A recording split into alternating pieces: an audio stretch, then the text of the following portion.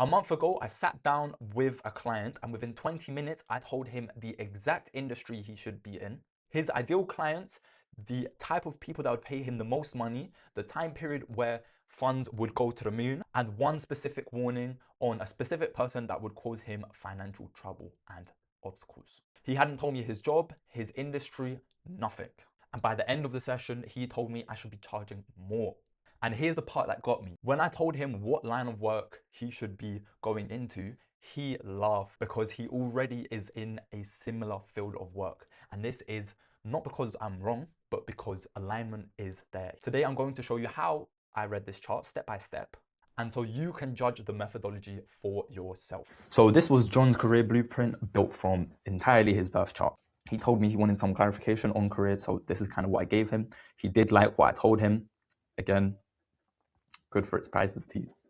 The first thing I did was I looked at his 10th house, because 10th house is the significator of career and your public life. So then what I looked is firstly the ruler of the 10th house, the planets that were in it, and then the sign, and also the planets aspecting it, because every planet aspects another house / sign. So if a planet's here, it would aspect it. Now, for him, John had Mars and Rahu in Virgo. Rahu is the north node if you don't know that. And Virgo means the ruler of the 10th house was or is Mercury. So from this, I'll break it down further, but I said he should be a biohacking consultant and more so one-on-one high tickets. Now, the reason why I said that is because firstly, Mars is the physical body. It's also about performance. Virgo is precision, it's health systems, it's diets, it's nutrition. So it would suggest someone that is really, really suited for technical body optimization. Then the next layer is Rahu. So what does Rahu mean? It would mean it would have to be quite unconventional. It would be cutting edge, foreign. It would also be on social media because Rahu rules that. So again, this kind of makes sense. He'd be doing your YouTube videos, Instagram reels, TikToks, maybe Twitter to gain clients. It also means the type of things he'd be suggesting would be stuff like peptides, because these are unconventional, very, very new. Stem cells, TRT, biohacking, because this, again, unconventional. And then it would also mean foreign medical systems, not medical systems, but foreign ways of dealing with people's health. So that would be Chinese medicines, Ayurveda, etc. Also, you can see that Rahu would also mean an international client base because Rahu is foreign. So it means he'll be dealing with a lot of foreign people in Korea. And you can also say he would be dealing with people that are Martian people. So that would be fighters predominantly. Then the other layer is K2 looking at the 10th house. Now this would also mean that he'd have to do more so a kind of coaching or freelancing approach to career because K2 is the significator of cuts and detachment. What does that mean? He wouldn't be able to do a typical 9-to-5 job where you are there for 10 years because the themes of cuts will be in career. And you want that in the most natural and non-turbulent way. So that's why you do contracts or something like that. The other thing it suggests is you need more of a occult or a occult approach to career. So this is where you kind of maybe adopt Ayurveda or introduce astrology into you healing others because you can see that. The other thing is this is where you can also give clients fasting protocols because K2 is cuts.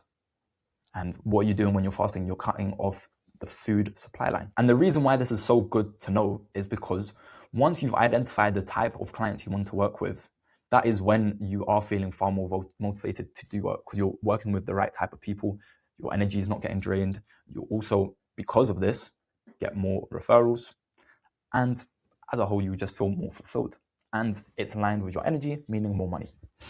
Now, once I told him all this, he started laughing because he already does sales for a detox company. And this perfectly aligns. Firstly, this K2 is cuts. Like I said, fasting. Detox is you cutting something out of your system.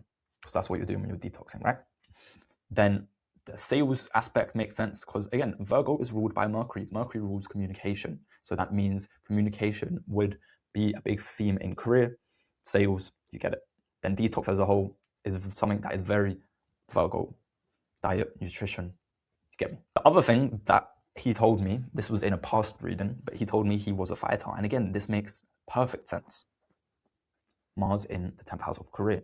Conflict will be there, or a theme of Mars needs to be present in career.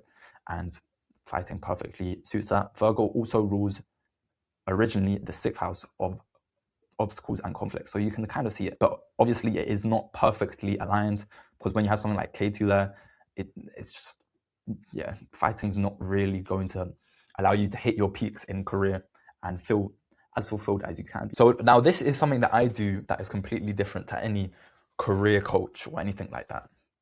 And this is because I can see when are the best times to whoosh and push, when is the best time to prepare and learn about your field, or yeah, the transition phase, let's call it, or when you should hold off. So the way I identify this is by looking at the planetary timing windows, and I see what are the best time periods for career, what are the best time periods for, and what themes, will happen in certain time periods. Sun would mean recognition and credibility, also learning, because it is the 5th lord. That's because in his chart, Leo is in the 9th house, so it would be learning, foreign travels too. And this isn't technically, it's not really the best time period for career. It can also mean recognition in career because Mars is in the 10th house, but again, it's not like the boost. And especially because I knew his situation, it made more sense. Then this time period, again, a lot of emotional turbulence. This is because Moon is in the 7th house. And that's not really why, but it's the 4th lord. And because it's the, not 4th lord, the 8th lord. So this is where there would be a lot of emotional turbulence, a lot of ups and downs. Knowledge, especially esoteric or occult knowledge, would be quite high here just because, again, Moon is the 8th lord. It's also in a yoga with Moon and Jupiter mutually aspecting. But obviously I was employed to look at career. So I zoomed in on this. I said, yeah, this is when he needs to push and get to the money and kind of start his career journey. And this is because Rahu's in the 10th house. So he's still in this time period, but the sub period is Rahu. Rahu, again, is a form of expansion, not in the same way as Jupiter, but it is a form of expansion.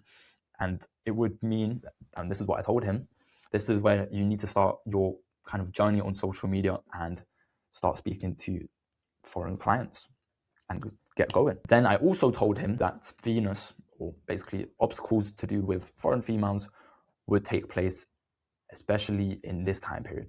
And you may ask why? Well, first things first, and then this is more so in another divisional chart, Rahu is looking at Venus. And because it's looking at Venus here, it kind of activates it, meaning that themes of this particular Venus will take place.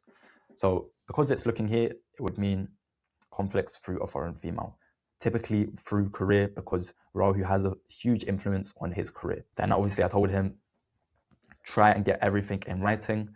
And yeah, now this is the power of Jyotish/Vedic astrology, because you can give the microscopic predictions, and there's so much depth to what you can see from a birth chart that you can't get from something like numerology or even Western astrology. Like, this is kind of the bullshit it gives you. And personality profiles, I'm not even sure it gives it better than Vedic, I'll be honest. With Vedic, literally you can look at all this. And this is what I give in career consultations, the 10th house analysis. This I'm not going to read it, you can read it, but yeah.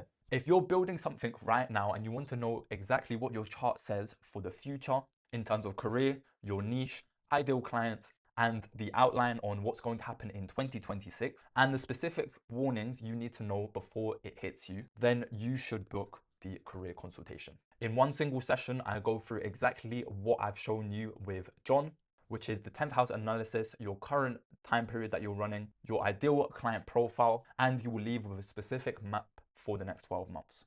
The link to book is in the description. I do have limited spots available as the prep time does take quite a while. So when they're gone, they're gone. And one last thing, the window in your chart doesn't wait for you to be ready. It opens, it peaks, and it closes. The only question is whether you want it to just be a 5K pay rise or an actual significant life-changing switch. So if you're serious Link in the description, book a session, and then I'll see you on the Zoom call.